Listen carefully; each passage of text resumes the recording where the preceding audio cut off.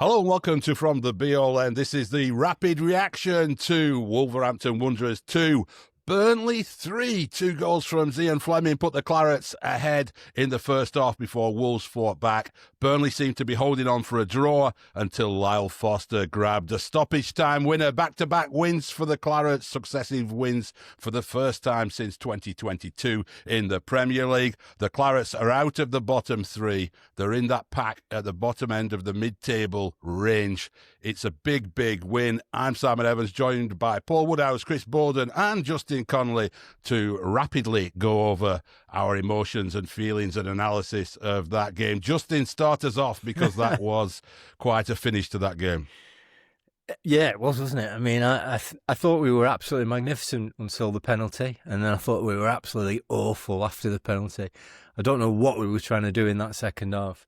And then, it looked like we were settling for a point, certainly with the changes that Scott Parker made. But, I mean, to be honest with you, to nick it like that in the last minute is almost better than thrashing them, isn't it? Especially with the way that sort of game played out. It's almost better than it being out of sight by half time. But I mean, it's a massive 3 points for us, to take us a little bit further up the table. And it's also a massive blow for them that it might impact on the rest of their season, which of course is brilliant for us, isn't it?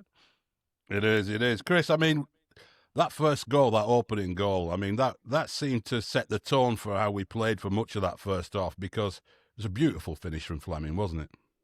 Well, you're just sort of thinking of goals it reminds you of, and Matt Scrafton had the same thought as mine. I mean, it's not as good as, but it's akin to remember Van Persie's goal against Arsenal from Reed's crossfield ball. I think when they won the title a few years ago. I mean, the pass itself is magnificent, and I think Don Goodman said in commentary that the inclination there is to put your laces through it, isn't it? But it's just passed it into the corner. Whereas my eldest just sort of said, he said, Daddy, when you put it right in the corner like that, goalkeepers don't get it, do they? And I was like, He's right. Spot on. You're spot on, my son. Spot on. It's a game on here. It's just guided it. It's a glorious finish, and it set the tones. I think Flemming, physically dominated their centre halves. It was terrific, and he ragdolls. I think it was Bueno. Was it not? Sorry, it wasn't Bueno for the second where he there's a VAR call, and you just thinking, well, they're both grabbing each other's shirts, and he's been stronger. But Hartman again, four assists. And we're thinking, we've got the back four. He's sort of deployed the five at times to get Hartman and Walker further forward. And, it just goes to show that in the four, Hartman can deliver, quality assists, quality delivery from different areas. And, but it was just, like Justin said, after, once the, really unfortunate, unlucky penalty, it just sort of the plot unravelled a little. Yeah, it did, didn't it, Woody? I mean, what do you make of that penalty? I mean, it's divides opinion. We were calling it in the WhatsApp group a modern penalty, I suppose. But what did you make of it? Yes, the word is soft, isn't it? It all went from sublime, ridiculous to turgid to back again, didn't it? But that penalty, yes, it's technically a foul.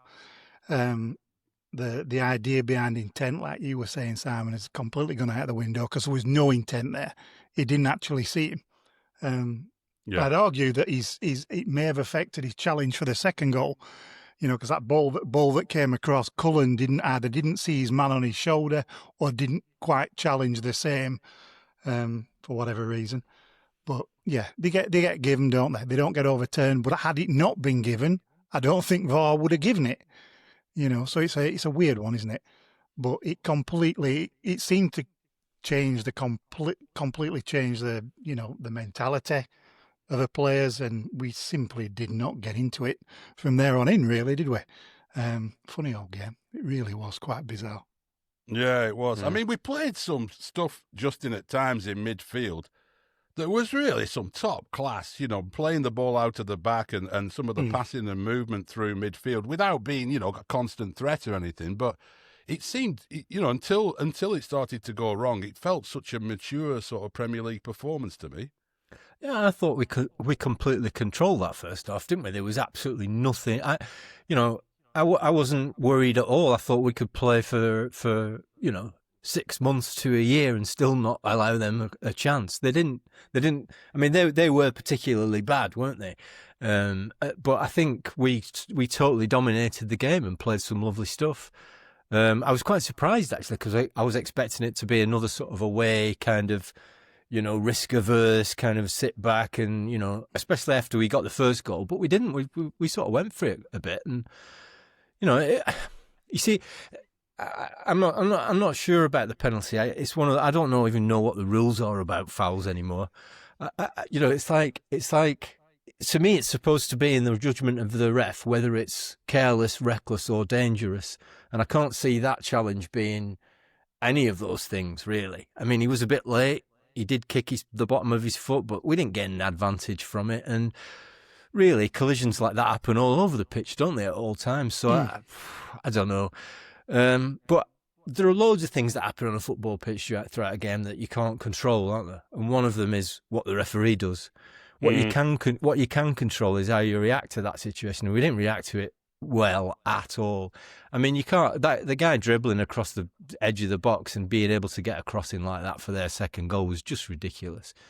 And I don't know why we allowed the character of the game to change, because what you've got to do is you've got to keep the ball, you've got to silence the crowd, you've got to, you've really got to reassert the dominance that we knew we were capable of because we've already done it for 43 minutes.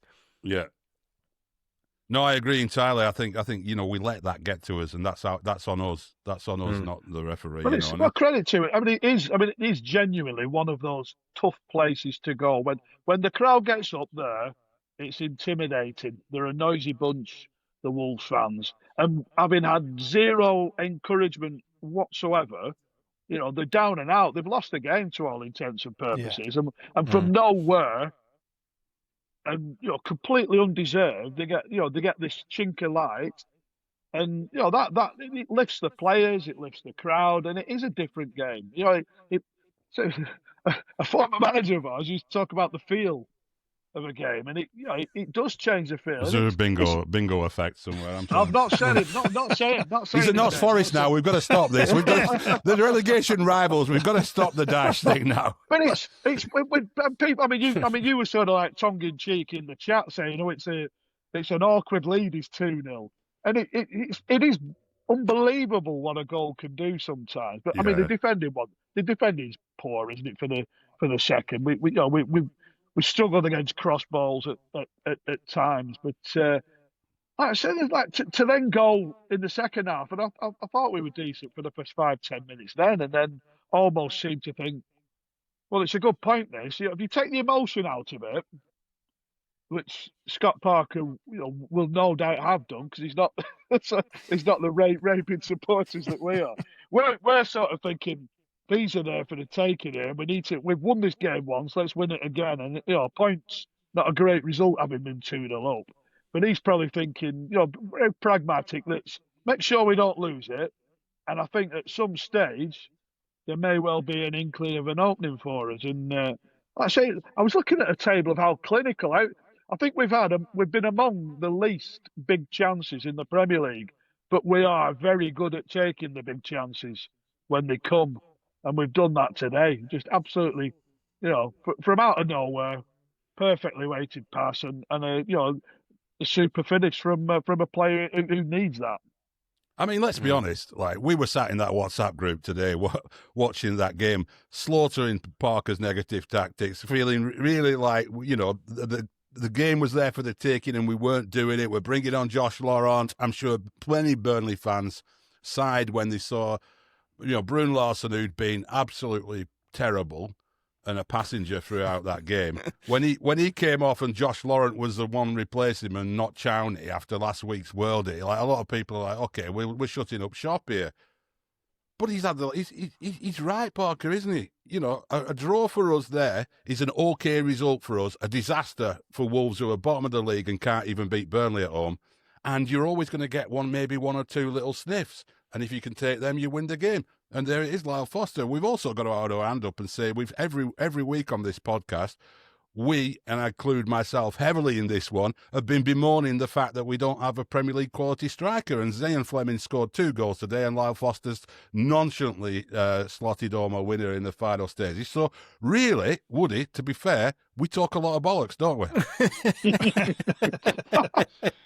Of course we do. That's the nature of footy. That's the nature of footy. It's all bollocks. It really is. But that's the beauty of it, isn't it? I mean, individually, some displays there, Justin. You know, I've mentioned Brun Larson. We don't need to go into it. He's had a terrible game there. But on the positive side, Fleming's obviously been mentioned there by Chris. But some other really positive performances. Walker, a few others you could mention. Yeah. Yeah, Walker, Hartman. I thought the two in the middle at the back were good. Again, I think Twanzebe looks like he's going to be an adequate partner for Estev. Don't know about the midfield. I think I didn't realise Florentino was playing until about 60 minutes when he started trying to kick people. Because he didn't influence the game much before then. Ugachukwu gets around a bit. He does okay. Cullen obviously is, I thought was decent. What disappointed me was the 2 wide players up front. I thought Anthony had another quite quiet game. He had a few opportunities to get away, behind the line and didn't take them. Didn't seem to have the gas, did he, in the tank? He just, and now, like you say, Brun Larson was disappointing. But the important thing, I think, is I think at the start of the season we all worried, as you've alluded to, about where the goals were gonna come from. Scoring 3 goals in a Premier League game, you're giving yourself a decent chance to get the 3 points, aren't you? And we've done okay on that score until now. But yeah, I feel a little bit like I did after the Leeds game, that against a better side we probably wouldn't got away with that, would we? No, but that's Premier League, isn't it? Absolutely. So you've named everyone there, apart from the goalkeeper. Exactly. Yeah. He had a great game, didn't he? Who's proving, if you're going to spend a couple of million quid in the Premier League, that is one of the most shrewd signings you're ever going to see in Premier League history, I would imagine, for that price.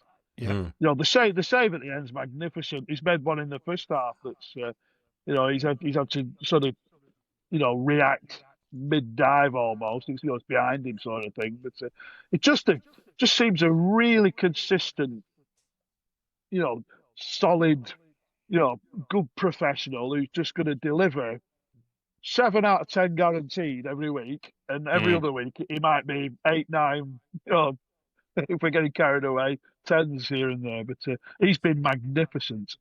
It's what a pick he has been. And when you get a keeper like that, it makes everybody else better players in front of him, doesn't it? You don't feel nervous when the crosses are coming in. You don't immediately think when they get a corner, Christ, we're going to be in trouble here. So I think that it has a calming influence over the rest of the team, doesn't it? Which is always useful. Yeah, I think he's turned out to be an absolute brilliant signing. I wasn't, given his age coming in, and you think, well, if he's on the downhill path, it might be a bit creaky. There might be moments where he doesn't get down well and stuff. Look, physically, there looks absolutely nothing wrong with him, just as there looks absolutely nothing wrong with Kyle Walker. I mean, that bit of defending, that basically got us the points, didn't it, as well, when you look back in retrospect, where he's come across, doesn't Imagine if he had pace. If his legs ain't gone. Bloody hell. Legs are shot, but he just whipped it off his toes. Yeah. It's still. You've ever heard anything as daft in your life? I mean, it Leeds last week in the build-up for the second goal, where he's just turned the afterburners on. I mean, at his age, you should be putting your foot to the floor, and there's nothing there anymore. And he is as rapid as anything. He is, but he's still got that old Ed thing as well, hasn't he? Where he does the rapid work, he gets across, but then doesn't overcommit. He makes sure that he forces the guy to come inside. Oh yeah, his know-how, and he says know-how, his knowledge, everything. The gamesmanship, it's all there. He's just an ultimate pro. Woody, how are you feeling now about this Burnley team? Because back-to-back wins are very rare in the Premier League. They create a kind of momentum, which, you know, momentum's a dangerous thing to talk about when you've got Arsenal coming up next. But it's this. I like this team, to use Justin's, you know, and I always argument. have done. Yeah, I always have done. I've always liked the way he's tried to play with Parker. I thought he did up today quite seriously. He's got away with one as Parker today. You know, he's got away with one. But I've always liked this side. I like the people that are in it. I like what Parker's trying to do and the way that he's trying to play. I'd like him to be a little bit more positive at times and take games by the scruff of the neck. But I do get that a point is obviously infinitely better than, you know, getting shellacked. But you look at who we've beaten so far, they are the sides around us. Essentially, at the end of the season, if you beat the sides that are in the bottom part of the table with you, you're staying up. And if you can nick a result here and there from some of the better sides, and if you go in, I mean, we're going to get whooped by Arsenal next week, but we aren't. That side's not going to feel like it. You know, they're going to go into it brimming full of confidence, because it's those types of results today that define parts of seasons. Every time you nick one from a 2-2 to win a 3-2, it does all sorts in the same way that it'll absolutely have bombed everybody at Wolves. It'll have ruined them for, you know, a month or two, you know, because it's one of those things. And it's a massive result today, an absolutely huge result, irrespective of the performance. So bring on Arsenal. Bring on Arsenal, indeed. Yeah, we're 8 points ahead of Wolverhampton Wanderers now. We're 5 points above the relegation zone. Nottingham Forest in 18th place. West Ham are 6 points behind us in 19th place. And if you look upwards, as we should be doing, we're a point behind Leeds, 2 points behind Everton, Brighton and Newcastle. It's not bad, is it, really? I mean, we're doing all right. Points a game. Points a game I always look to. Let's say even if they lose to Arsenal next week with a point a game. You know, so let's say winning 2 games on the spin like that is massive. You know, we could, and you're looking back thinking, well, if we'd have held on at United, if we'd have held on at against Liverpool, we're even better. We're even better off. You know, and it's. But again, the West Ham one is one. You know, you're looking beyond Arsenal. You know, if we lose that 10 points from 10 games, you go to West Ham, and you're thinking, well, the way they look, albeit Bowen and Paqueta can dig them out of a hole at times, but if we can get something there again, it's another positive step. And just keep trucking. We're doing all right, as you say. We are doing all right. There's loads more about that game we could talk about, so we will talk about it in the debrief tomorrow, where Greavesy will be here with Daz and other guests to go through that. But that's been an enjoyable Sunday, is that? I'm looking forward to my Sunday lunch now. And we'll leave you with that. And thanks very much, gents. And up the Clarets.